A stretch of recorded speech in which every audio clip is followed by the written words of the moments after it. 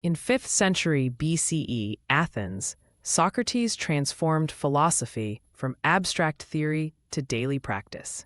His method, asking probing questions in public spaces, challenged citizens to examine their beliefs.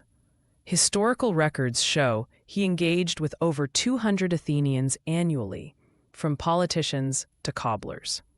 The Agora wasn't just a marketplace.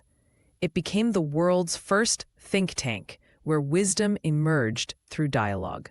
This established philosophy as a tool for self-improvement, not just academic debate. As Rome expanded, Stoic philosophers like Epictetus adapted Socratic questioning into practical life strategies. They taught that while we can't control external events, market crashes, betrayals, even slavery, we control our responses. Marcus Aurelius's private journals reveal how he applied Stoicism while ruling an empire.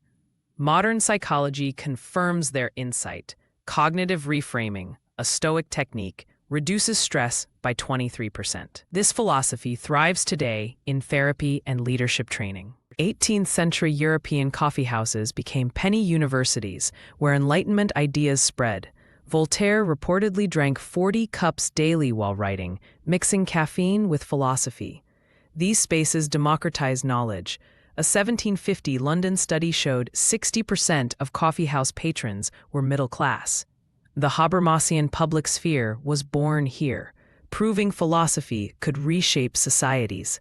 Ironically, the same coffee that fueled colonial trade also brewed anti-colonial thought among intellectuals. Post-World War II, existentialists confronted life's absurdity in mundane settings. Camus' Myth of Sisyphus argued happiness is possible even in repetitive work, a truth for today's office drones. Studies show 54% of workers find meaning through small daily choices, echoing Sartre's existence precedes essence. The neon diner became the new Agora, where people grappled with freedom over coffee and cigarettes. This philosophy birthed modern HR concepts like job crafting. Today's smartphones host micro-philosophical moments. Data shows Gen Z spends 27% of screen time consuming self-improvement content, modern Stoicism. Memes distill Plato's cave allegory into shareable images.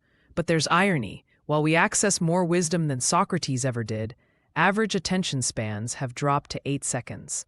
The challenge? Turning infinite information into lived philosophy. Apps now use Socratic questioning for mental health, proving ancient methods still work in digital spaces.